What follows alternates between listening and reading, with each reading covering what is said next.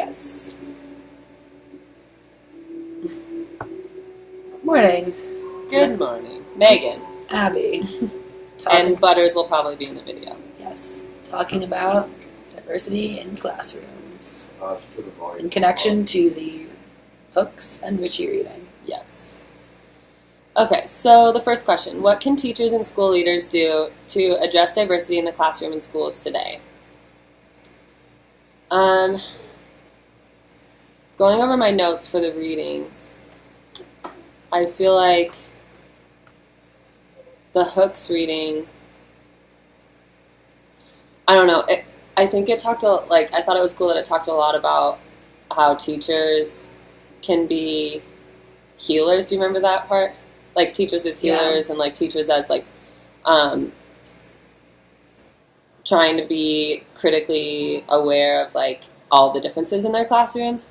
I think that, like, teachers should read the Hooks reading because... Yeah, I really like teachers, that image. Teachers in, like, urban settings. Yeah. I like that idea of the teacher as the healer and what... Okay, I'm probably going to say this. Thich Nhat Hanh? Is that how you would say that? I don't remember. Because I was the guy who said that. And, like, yeah.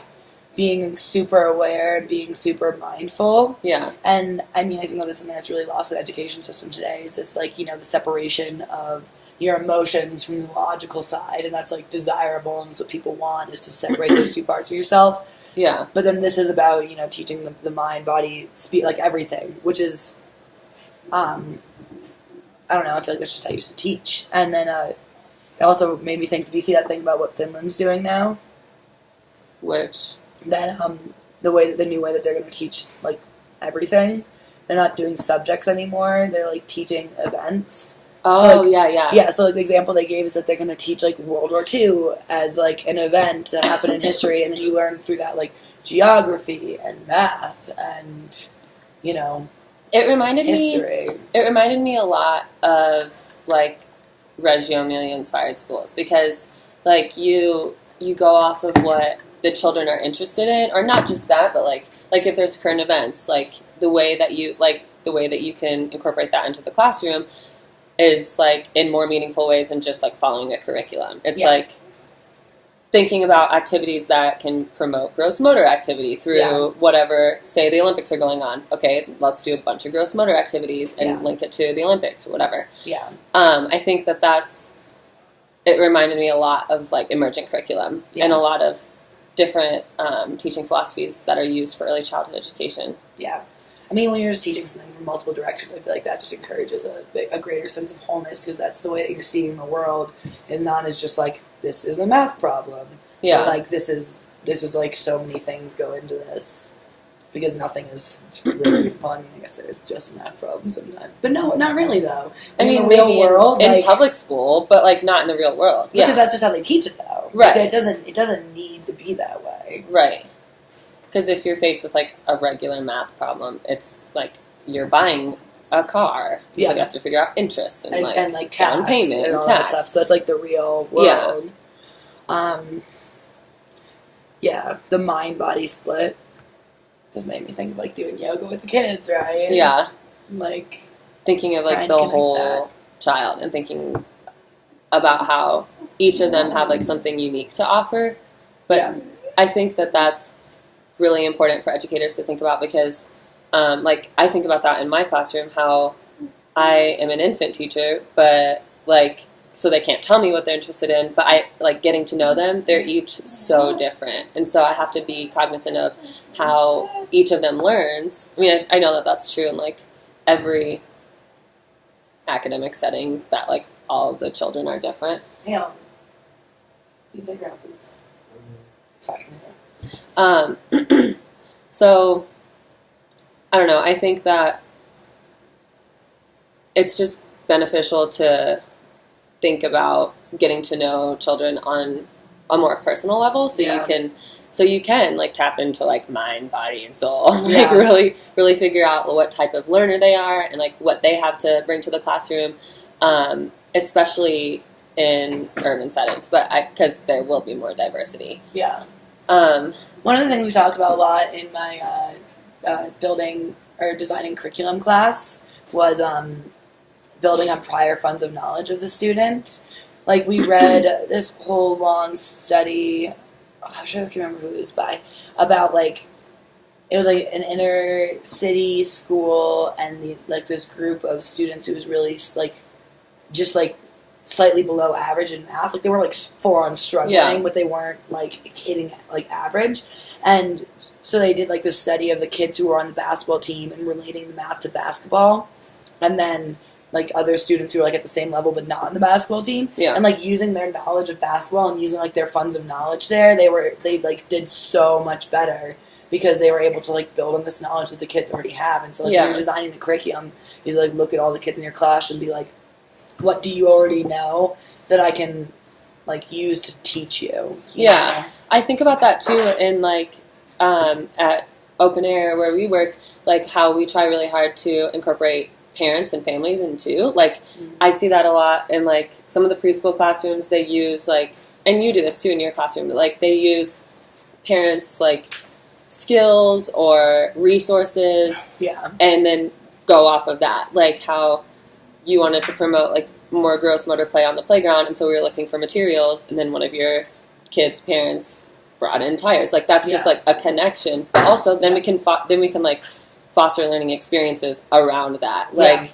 using multiple members of the community, too, not just the children. Yeah. I think that's cool. Well, and I mean, hopefully if we build this playground, I feel like that will provide the parents with, like, such a strong connection. Like, I built this, you know? Like, I built this thing at the school where my child is playing and learning and, like, growing every day, and they're going to climb in the structure that I built. Yeah. You know? And then, like, how connected do you feel when, like, you actually put something together? Yeah. It's, like, it's part of your community, which is, I don't know. I want everyone to feel, that's another thing we talk about a lot, is, like, when you have to, like, settle what Maslow's hierarchy of needs before a student can learn. Like, if they come in and they're, like, freezing cold, they're going to be distracted by how cold they are. They're not going to learn anything. But, like, another part of it is, like, if they come in and they don't feel welcome and they don't feel represented, then they're not going to learn. So you have to make them feel like they're a part of the community and a part of the learning environment, and that they're represented before you can even get into the learning.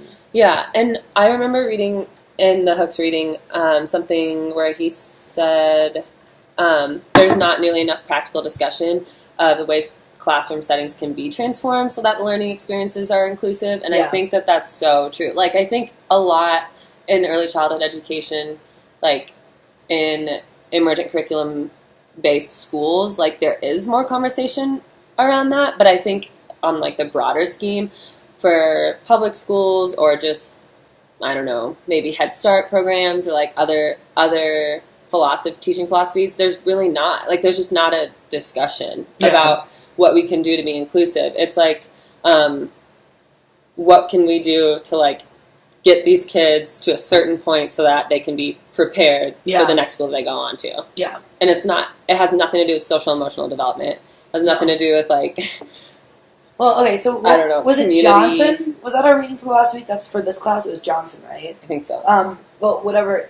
When they were talking about, like, Thomas Jefferson's ideals and, like, how he didn't think that education should be, like, sold to the masses. And, like, I think about that because I think that when the education system became a thing, they were like, oh, we'll just, here's the formula. Let's teach everyone this way. Yeah. And, like, they didn't know that makes it so much easier to tell your teachers, here's how you teach. This is what you do. Do it the same for everyone. And ta-da! Now everyone is educated, and we have an educated society. But, like, that isn't right. Yeah. And they kind of screwed up. And I feel like there's this whole generation of people who were taught that, like, you should learn the same. And if you're not learning the same, then that's because you're not smart enough. Yeah. And, like, that is it's so messed up. But now I feel like finally we're kind of getting to this point where it's like, we can't just keep going on the same way forever. We can't fast food deliver education to everyone. Like, that's just not how it works. Well, and that reminds me too of in the Ritchie reading how how he was talking about corporatization in schools and how, like, it shows up in so many different ways where it's like they're just trying to run a business. I already fed her. Sorry. Like, it's just how can we run the most efficient business and cycle these children through and not even think about the different needs that each children may have or the different, like, the value that each of the children can bring. Yeah. And, like, being more inclusive and being more, like, able to celebrate their differences. But how much harder is it to teach that way? You know, like I mean, I think it definitely takes more intentionality and time. Yeah, but it's not. I feel like it's not so far off. Yeah, from what we can be capable of. Yeah. Oh well, I mean, like it's totally doable. I think people just get scared. Yeah, because it's new and unknown, and well, I think it's also with what they're was talking about with the teachers needing to be self-actualized. Yeah, like that's a tall order, you know. I know. To be like living this practice and everything you do, and to like be that for your students, like that's a lot, you know. Yeah, but I mean, I think about that all the time, especially working with infants, because they are very intuitive and sensitive to positive and negative energy and body language because they're so pre-verbal. Like I think about that all the time. I'm like, if I sometimes I'll call in sick if I'm just like emotionally not available because. I'm like, if I can't, and like if I can't check myself and be 100% for my students, like they're not gonna learn that day, or they're gonna be really anxious or whatever, and I don't want to. I know it. Yeah, that's one of the reasons I love having my break at 10, because if I come in a bad mood and like the kids are like a mess, I can like go on my break and like go take a minute and be like, okay, I need to pull myself together. Yeah, because I'm not being like a good emotional representative of myself for these children, and like I need to pull myself together, you know, like you have to be that person for these kids so that they could and model awareness. I think there's also something to be said for like, as if we were working with like older kids coming in and being like, guys, I'm in like there was like a lot of traffic today, and I'm like, I'm not in a good mood, like that made me feel frustrated, and I need to work on that for me, but that's what's up, students. You know, and it's just harder to do that with younger ages for sure. But I mean, I've said this to my kids before. I'm like, guys, I'm just like not in a good mood today. I don't feel so good. I have a headache, and like. I mean, I definitely say that to my students too. Like, I need space from you. Like, if one of them just won't stop hitting me, like, I need space, or I won't stop crying or something. But I don't know. I think it's good to be mindful of that, because they also talked about like anyone in a helping profession. So like healers, teachers, therapists, like doctors. They need to be like happy and like helping themselves first, or they're not going to be able to like help anybody else. You have to be able to know your emotions. And I feel like you have to know like the root. You have to be able to identify like, why do I feel this way? Exactly. Because you can't just be like, I'm angry, girl. Like, you have to be able to think about it and know why are you angry, or why are you sad?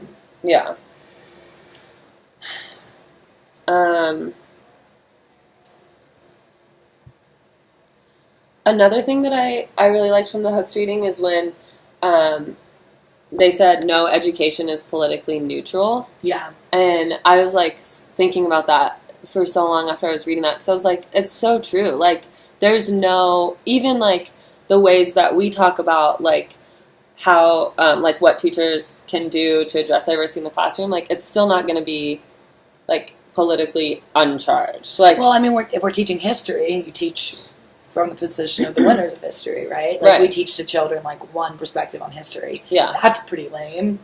That's not diversity. Like, there's always two sides to a story, especially when it's like you're learning about a war. Like, or like so much. Like, I always think about like how whenever we learned about like when we first came to America, and like the whole issue with like taking land from Native Americans, like.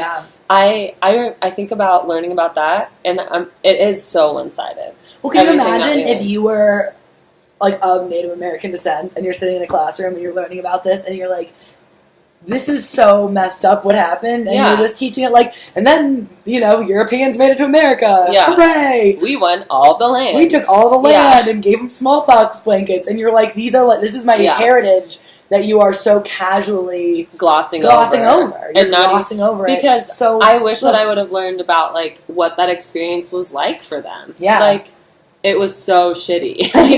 And you know that there are like perspectives on that. You know that there must be historical record of Native American people in that time. Like, why would we not want to learn that? Do we need to look at this and be like, our European ancestors were so great because they did do good things. Like, we wouldn't be here if they didn't do that. Absolutely. But they also can't address. You did. Oh, they did. I mean, so much crap. So many.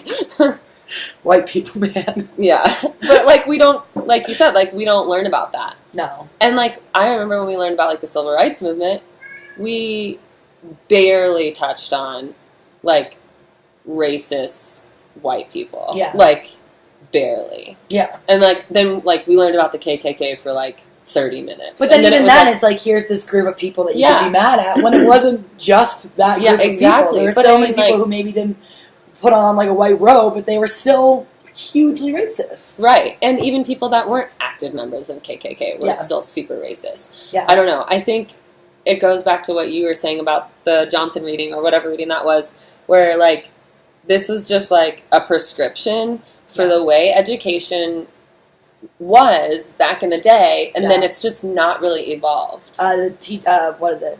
Teaching reflects a single norm of thought and experience. Yeah. Which is the thought and experience of a white person. Exactly. And then that goes back to, like, the welcomeness in the classroom. If you're hearing these thoughts and experience that aren't your thoughts and experience, like, how does that motivate you to learn? That's just poor design of curriculum. Yeah. It's not going to motivate you to learn because it's not a story that you can relate to. Because I'm white, like, I can't even imagine, like, what the experience is like for Native Americans when we're learning about that, or Yeah. or Black people when we're learning about civil rights movement, or, you know, when we're learning about, like, the Auschwitz camps and, like, everything. I don't like, I can't relate to that personally. Yeah. But also, like, I wish that I would have felt more uncomfortable learning about those things. Yeah. But, like, I didn't, They gave because you I no was reason to. always a white person. So I was always like, well, this was a bad thing that happened to, like you said, like, a small group of people, but, like, we're okay. I also think it's interesting that we never learn anything about, like LGBTQ. Yeah, never. They don't talk about any of At that all. and, like, that was such a big movement starting in, like, what, like, the, like, 70s into the 80s. Yeah. Like, that was such a big thing that was happening culturally, and they don't teach that in schools because people are afraid of sex. But, like, if you like, that is a part of history. Like, we should talk about And that. it's very relevant nowadays too. Yeah. And Mike Pence won't allow that shit. not at all. So it's not going to happen for the next 4 years. Yeah. But after that, no, Not going to teach evolution either, so. we're not going to learn anything. I'm just kidding. But I really remember the first time I ever learned anything about, in school, in an academic setting, about any sort of, like, LGBT Did you actually learn something? in college. Really? It wasn't until college. I took a psychology of human sexuality class. Okay. And we learned about, like, everything there was. Like, we watched, Yeah. like, a bunch of documentaries on, like, transgender and, like, Yeah, the to, like, a process of that. sexuality in society. Yeah, but I mean, like, health class in high school, not at all. No. Not at all. No. And They gave us a robot baby. I'm serious.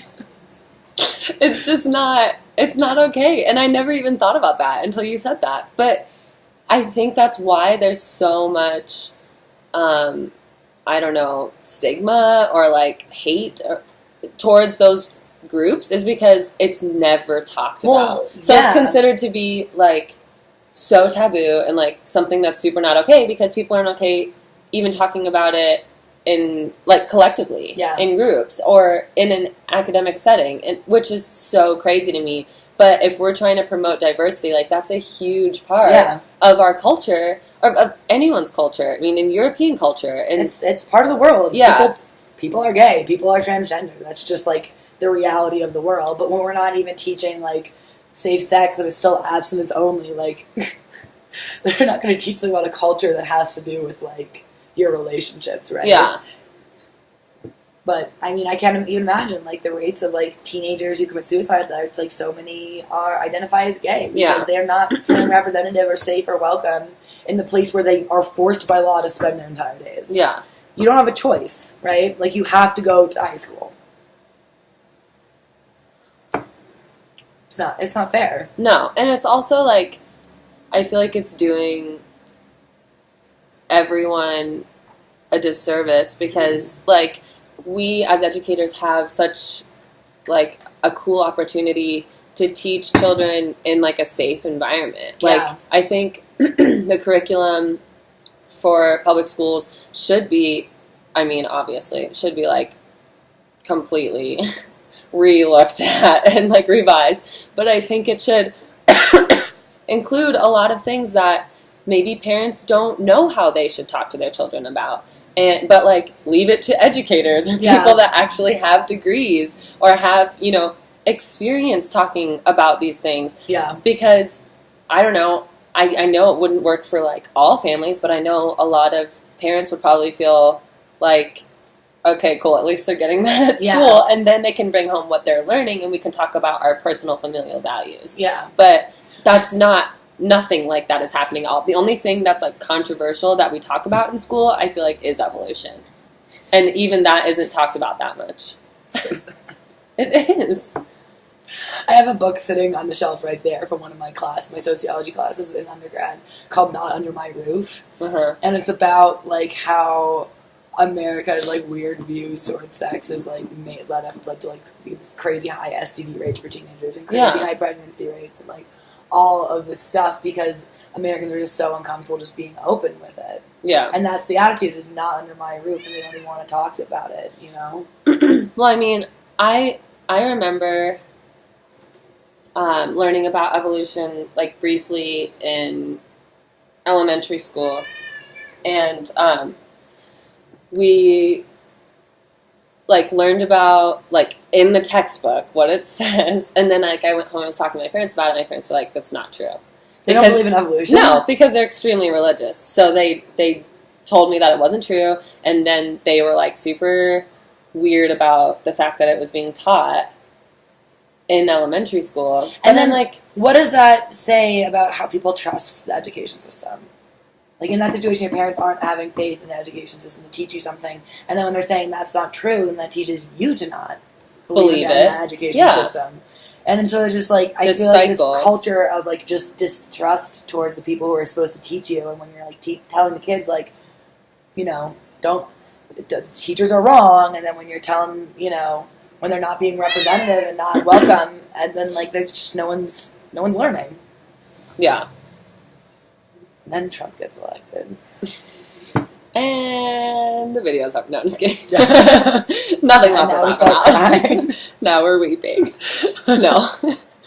No, but I think, like, I mean, we've talked a lot about this, like, since the election, like, thinking about how much more work we have to do as educators. Yeah. But also, like, it seems daunting and it seems really traumatizing for us to, like, try to think about what's ahead for us as educators. Yeah. But I also think it's a really cool opportunity. Like, we have so many, like, forced upon us opportunities now to, like, teach children things that have never been taught before. It's like, an exciting time to be a teacher. I mean, it is, but it's also, I mean, it's cool. I feel like I have, like, a responsibility that not a lot of teachers have had before. Yeah. Because we haven't had such an outspoken political leader saying these things that children are really having a hard time grasping. Like, that man is really mean, but he's supposed to lead our country. Like, that's so perplexing. Because they're before those implicit biases, right? Right. Like, they're still being taught that stuff. So it's not, like, fully ingrained in them. Yeah. And they're still, like, have the curiosity and the wonder and, like, all of that. So this is the time where we need to, like, catch it. And I feel like making it so that our students are okay sitting with, like, dissonance and, like, questioning themselves. Yeah. And making it so that they're comfortable with that is just so crucial.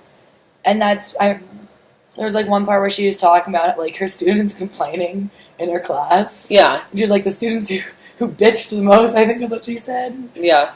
Were the ones who write and say that I learned the most. Because I think that was those students experiencing dissonance and, like, not being willing to talk about those issues. But then reflecting back and being like, that was important to do. Because we're taught to, like, not talk about our biases, and we're supposed to not be racist, or we're not supposed to be sexist, so we have to, like, squish all these biases down instead of being like, yeah, I have these biases, and like, how do I move forward? Like, you have to sit with that dissonance with yourself, right? But I think that, like you were saying, it's so valuable to teach children that. Because with anything, like with this election, like how on our Wednesday class, right after the election, we were all talking about it, and there was someone that was not on the Hillary campaign or the anti-Trump campaign if it's not Hillary. Yeah. And so, like, having those perspectives, I think Allison did a good job of, like, trying to help our teacher, Allison, trying to help us, like, not agree. Like, we don't have to agree with everyone. But, like, there are multiple ways of thinking about everything. Yeah. And I think she did a good job of, like, teaching. Which, I mean, like, is hard for children when they're not cognitively capable of that yet. But, like, in grade school, when they are developing that and they can begin to do that with their peers, I think it's so important to teach in that way. I think that's how we can, like, address diversity, is by saying, like, not saying this way's right or this way's wrong, but, like, just saying that there are a group of people that believe this. Yeah. And the science says this. Our social media says this, you know, like, societal views say this or whatever, but acknowledging all of them instead of just, like, touching on, this is the way that we have thought about this issue for the last 50 years, so this is the only way we're going to teach you. Yeah. Like, I think that's how teachers can, like, ultimately address diversity of any sorts, like political issues or race or... And, I mean, even just, like, the attitude of, we don't have to agree on this, and we can have a conversation about it. Right. Like, it doesn't need to be like, oh my gosh, I hate you because you're a Republican and I'm a Democrat, so grr. Like, it can just be like, let's have a conversation about our different values, and, like, then I think of the David Hawkins, like, the I, thou, it, right? Like, there's an it there. Like, we both are passionate about talking about things. We both are passionate about our values and, like, our personal... We gotta find the it, views. And then it can just be a conversation where we're trying to learn from each other and trying to take a perspective instead of it being like, I'm right and you're wrong. Yeah. Because there isn't a right and a wrong. Like, how rarely is there a true... Only one black, way. white, yeah. this is right, this is wrong. Yeah. And that's just not the way that the world works. Yeah. What's the next question? What issues give us hope for urban school renewal? I mean, I think we kind of just touched on that, didn't we? That, like, I think that this is an exciting time to be a teacher. Like, people are thinking about this. People care about this now. People are looking at this and saying, here's, like, the institutionalized problem. What do we do? You know, like Hook was talking about getting together with the teachers and the students. Yeah. And then having to exclude the students. Yeah, exactly. Because the professors didn't feel like they could be open. Yeah, and then they were, like, being offensive. But, like, that's the first step, right? Yeah. Like, it's a little step at one school, in one place where they're trying to do this, but, like, that's the beginning of a change, you know? And then when Hooks also said, like, we must build community in order to create a climate of openness and intellectual rigor, like, we have to start that. Yeah. Because I was like, it's so true. Yeah. And, like, he also said, like, rather than focusing on issues of safety, I think that a feeling of community creates a sense that there's a shared commitment and a common good that binds us, which is just like the I, thou, it that we just talked about. Yeah. But I think, like, him saying that and, like, us as teachers being able to, like, follow through with that, I think is hope for, like, change. Yeah. I don't know. I mean, the creation of the third world, I love this idea. Yeah. I love this idea of the third world. But, like, to do that, you have to feel like you're a part of the community. Yeah, absolutely. And then you create this third world where, like, your ideas are part of something bigger, and you still are, like, the American individualism, but you're also a part of something, you know? And I can't remember, what was the reading about, like, making students feel empowered to, like, enact change and, like, being, like, representatives of the community? Yeah. It was one of the readings that we did. And so, like, just empowering them to do that. Like, it all comes down to feeling welcome. It all comes down to feeling included. Yeah. And being a part of a community. And that's what everyone wants, right? It's just we're human beings, right? Yeah. Like, we always group together in ways. And, like, we crave and desire connection. Yeah. Like, human connection, social connection. To feel like we matter, to feel like we're represented, to feel like we're being heard. And part of something, like, working towards a purpose or whatever. Yeah, let me see what I had in my notes about that, too. The other question. To hear each other, to listen to one another is an exercise in recognition. Yeah. I like that. Like an exercise in recognition. Like, yeah. Like, I recognize that you're a person. I mean, that's what you do with your infants, right? How many people actually sit down and are like, yeah, you're a person, little infant. People are like, oh, babies, they're so cute. Yeah. But, like, they're people. They're full-on people. There's tiny little people who aren't too good at moving yet, right? And they actually have twice as many neurons as we do. Yeah. So they're geniuses. They're outside. Yeah. But that recognition of them as humans, that makes them prepared to be a better learner because they've already been a part of the community. Yeah. I was just talking to River's dad, one of my parents, about, he was, like, talking before they brought him to our school, they were going to get a nanny, and he was like, I was really excited, we were getting, like, a multilingual nanny, he was going to learn these languages, but then we really wanted him to be with other children, and we wanted him to be in school, and we wanted him to be social, and that, to be social, and to learn how to do that at a time where, like, and he runs up and hits Melanie in the face, that's still a chance for him to learn. Right. He still can learn something in that, but if he is 15 and runs up and hits somebody, he's gonna go to juvie. Yeah. And, but he's white, so... So he won't. But, like, get a slap on the hand. And then he won't learn anything. But, Exactly. like, this is the time where, like, he can practice those skills and learn, like, hey, like, I'm feeling frustrated, but maybe punching Melanie in the face is not the best way to do it. Yeah. Because poor Melanie.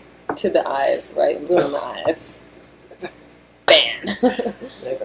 But when you're 2, or not even 2, but that's like you can practice those, and that's what I mean by like having a safe environment to talk about things like that, and to help people. Like that's the type of thing that I wish that I was exposed to as a child. Like, not that I'm going around punching people, but like in my relationships, like I think about in my serious relationships that I've had or friendships, like there are things that I've had to learn as an adult. Like, oh, it's not okay to do that to your friend. And it sounds so stupid, but it's like no one teaches you those things. Because the social emotional component isn't focused on. No, we don't see it as a skill. It's not a part of any curriculum in a public school that I've ever seen. But one of the girls in my other class did a presentation on like social emotional learning and how we don't view it as a skill. Like it's just something that you're supposed to know how to do, and when you don't do the proper social emotional, when you're not exhibiting pro-social behavior, like that is seen as like a failure. Right? Yeah. But it's like these children are developing executive function. They are learning. It's like it's a full on. It's just a skill they're working on. Yeah. And like, if River's holding the pencil like this, I can show him how to adjust his grip. Like that's working. That's developing a skill. But when he punches someone, people might look at that and be like, "That kid's mean." But it's the same exact skill that he's developing.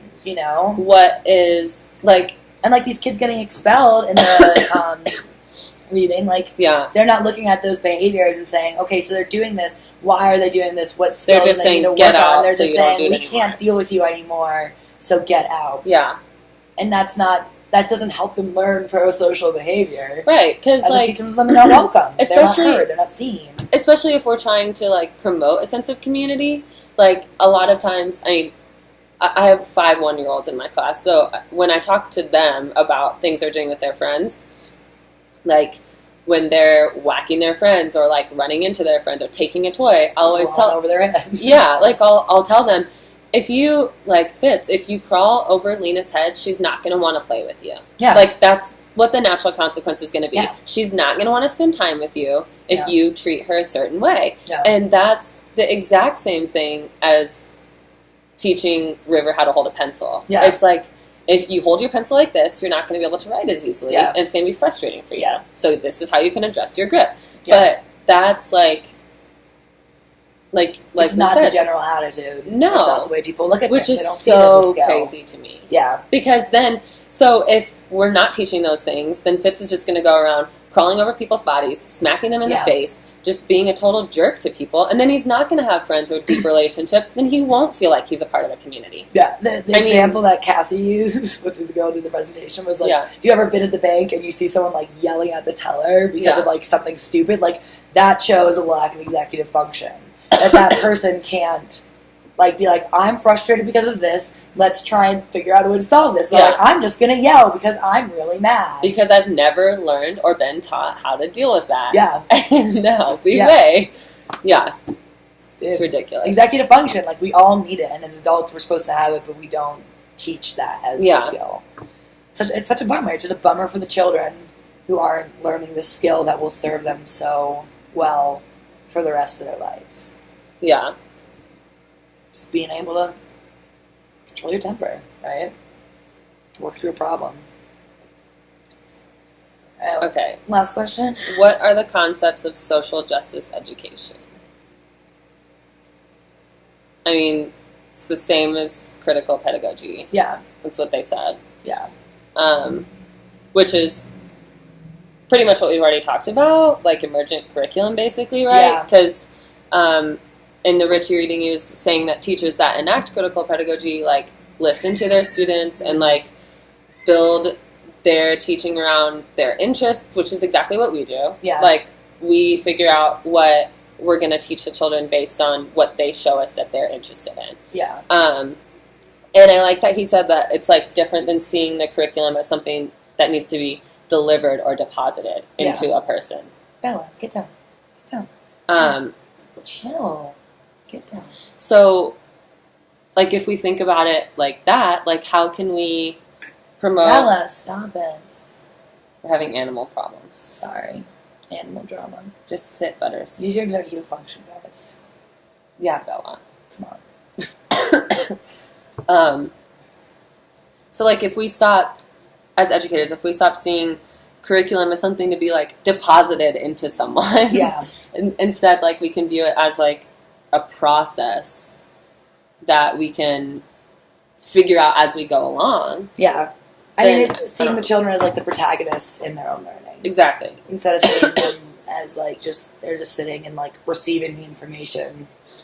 Which I think that we see more... I feel like all teachers should work with early childhood. Yeah. Because I feel like it teaches you so much about how they receive information. Like, how children, like, and you learn that, like, you can't just sit there and be like, I'm going to throw information at you, because that's just not how people learn. No. Like, look at how an infant learns. Look at how a toddler learns. Look at what's important for teaching them, and that will inform teaching any age. Yeah. You know, because that's when you start learning. From come out, you're learning things immediately. Yeah.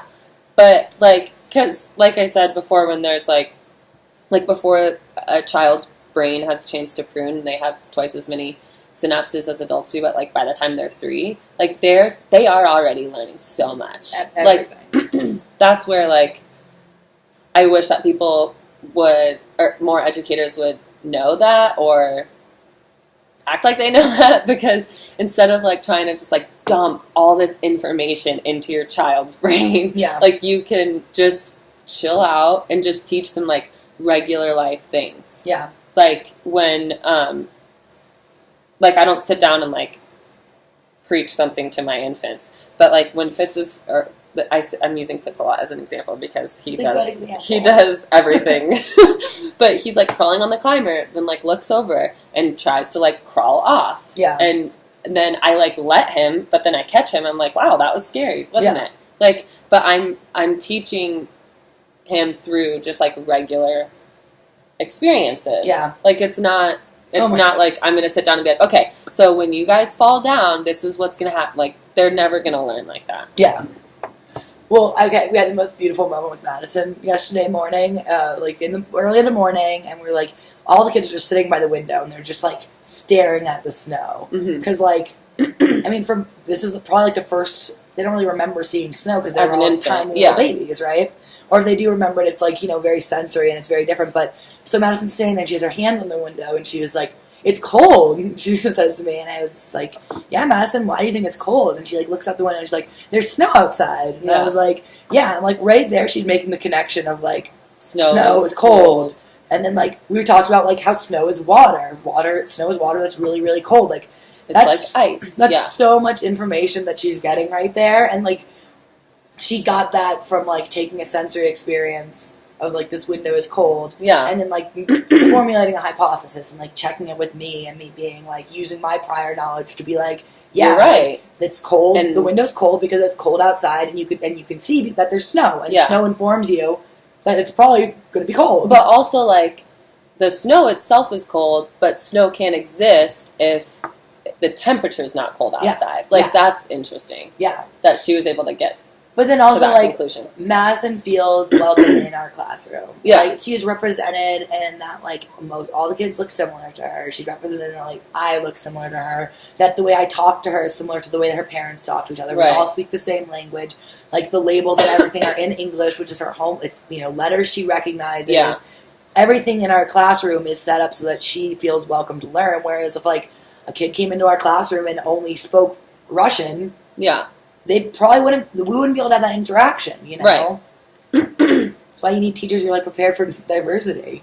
Or, like, River he always calls the bathroom El Baño. Really? He goes to the toilet and he goes, El Baño? And as I asked his dad, and I was like, are you guys teaching us Spanish? And I was like, a couple words here and there. I don't know why that is the one that stuck. Because it's easy to say. It's easy to say. That's awesome. But, like, now we're, like, encouraging that. And, like, Yeah. maybe, like, little bits of Spanish in the classroom will help Josephine feel more... welcome. Because, her dad speaks Spanish. Yeah.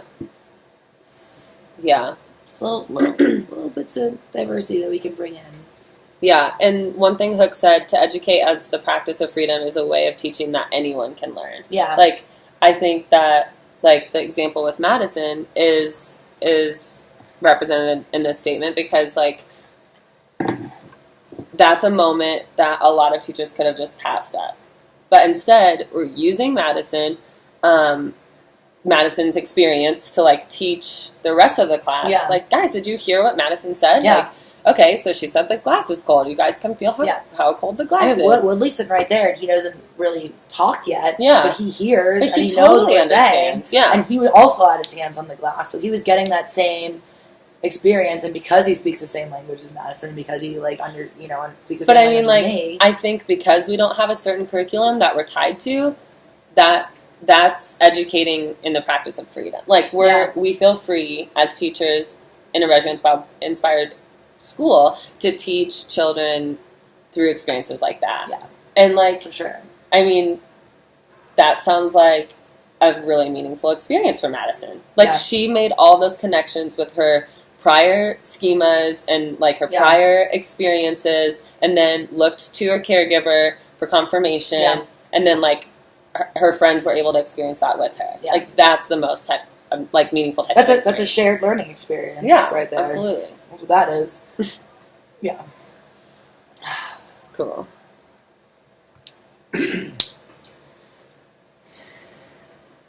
Well, that's all the questions. But did you have anything else in your notes? I want to read this Friere. Is that how you say that? Friere? Yeah, because I remember we had one reading that we? was like a Friere reading. But it wasn't all, I mean, obviously it's not all of his work. I know. But it was a long time ago. Like, I think it was towards the beginning of the semester. Yeah. I thought it was interesting that the author, Hook, was, like, so... Like, that changed her teaching to read this one thing, Which is crazy. But, like, I remember that quote, too, like, teaching without reinforcing existing systems of domination. Like, that everything that Fury, like, talks about is so interesting. So when I was getting my hair done, I was talking to the woman, and, she was like, what do you do? So I'm like, I'm a preschool teacher. Yeah. Want to hear me talk about pedagogy for the next 2 hours? And toddlers? Yeah, right? You want to see some pictures of my toddlers? Yeah, right? But she was like, oh, so they're 2, so that's still, like, the age when they're still scared of you. And I was like, I don't want my kids to be scared of me. That's the weirdest thing I've ever heard. I know. And she's like, so they still listen and they're still scared. I was like, that's not the point. I don't want them to listen to me because they're scared. I want them to look to me as, that's an issue. as, like, a source of knowledge that they can pull from when they're unsure. Consistent. I want them to be, like, a secure base for them. Well, I know, you don't fit in a lap. I'm sorry. Don't be jealous. But it was just, like, so interesting because I feel like that is how people look at, especially young children, is that they look at them as, like, they should sit down and they should do... Seen and not heard. Yeah, exactly. They should just do what they're told and not be active participants in their own life. And that is such a violation of their rights. Absolutely. Like, of just every child. And then you look at, like, the rates of expulsion for children, and that's a huge violation. I mean, if we're talking about how children are just people, they're just cognitively different from Yeah. adults. Like, that's crazy They're to just think better about. people. They are. But, like, it's crazy to think about how, like, when people say children are to be seen and not heard, because, like, if you were to say that about an adult, Yeah. people would be like, that is so messed Yeah. up. Like, you can't say that. Yeah. And it's, like, the same thing. That's what I tell Stephanie all the time about Josephine when she's like, oh, she's so she has so much attitude, all this stuff. And I'm like, she's going to be a kick-ass adult. Absolutely. Like, because she has all this, like, just spunk and attitude. She's spirited. That's Yeah. what you were saying the other day. She's so spirited, and that's so wonderful that she has this strong sense of self. Well, that's how I feel about... And, like, she's not going to sit down and listen to me when I tell her, like, you know... Because she has to know why. What's in it for me. She has to know why, and that's great. She's a critical thinker. That's exactly... Not even 2, and she's a critical thinker. Yeah. That's what you want in a child. That's exactly what I say about Tatum, who's an infant in my class, because ever since I've known her, she's been very particular, she's very outspoken. Yeah. Like, if she doesn't like something, before she has like probably 10 or 12 words right now, but like before, really? Yeah, that's amazing. She's so smart. But before that, that's only happened in like the last 6 weeks. Yeah. But before that, like when she would get, like, if she didn't like something, she would like put her fist like this and she'd go, and then she'd like crawl away. Yeah. And I was like, that is so cool. That's clear communication. Yeah, but it's so cool that, like, she knows exactly what she likes and what she doesn't like. And whenever I present any sort of sensory activity to her, she will observe, and then I let her just participate in her own way. Because I know she'll be like, okay, I don't really want to paint. And then she'll just sit, and she'll put her hands in her lap and just watch. And that's so clear to me that she knows exactly what she wants to get into. Yeah. And that's listening to your children and teaching based off of what they're telling you. Yeah. Like, that's exactly... But that takes more time, though, to sit and listen. But that's promoting diversity in schools and classrooms, is listening. Like, I'm having a lot of attention with, or, like, I'm having a lot of interaction with her by, like, just watching her and giving her the attention and listening to her body language and saying, okay, you don't, like, I'm not going to force you to paint, Tatum. Like, you're still going to learn about different materials by watching other people use them. Yeah. And if you don't feel comfortable doing it, I respect that you know who you are. Yeah. Like, and if you're ready to come paint, if you decide you want to, here it is. And sometimes she does. And I don't and so force she knows that on her. that. Yeah. And that's being welcome, right? I wonder if it's almost harder to work with children when they are so verbal. Yeah. Because I feel like that watching, that, like, quiet observation and that, like, deeper observation of what they're doing gets lost when they can talk. Yeah. Because you stop hearing them in other ways. Yeah. You know? Which, like, all adults that I've ever talked to know that body language is, like, 60% of communication, or whatever, 80%, or however much it is. Whatever number. Yeah, but, like, when you're pre-verbal, it's... That's it. 100% of communication. Yeah. I mean, 90, because you can grunt and whatever, cry. Yeah. But, that's... Smile. Yeah. Like, we should be teaching that. Yeah.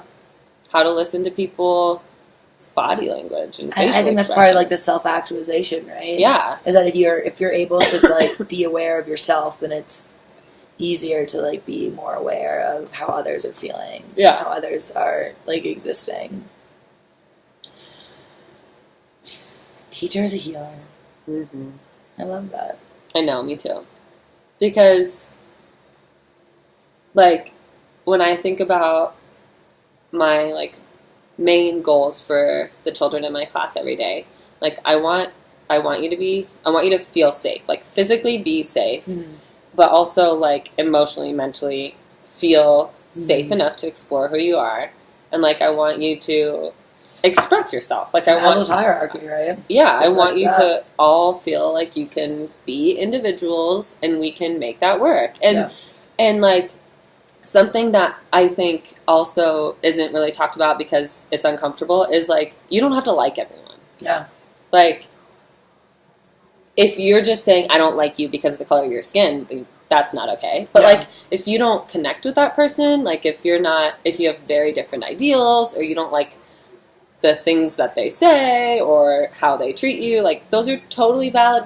Like, I don't get along. Don't connect with people. I don't get along with every adult that I meet. Like, I don't like every adult that I meet, and I don't hang out with those people, and that's okay. And I can just you can still exist with each other. Like, you sometimes just have to spend like 8 hours a day with somebody. Like, our kids are in the classroom all day, every day. If they don't like each other, that's fine. But like, how do you handle that? You know, because you're going to deal with that in every situation for the rest of your life. Because we all work forever until we die,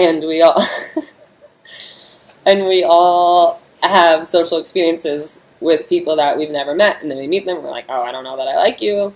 It's just going to happen. Nothing exists in a vacuum, right? Yeah.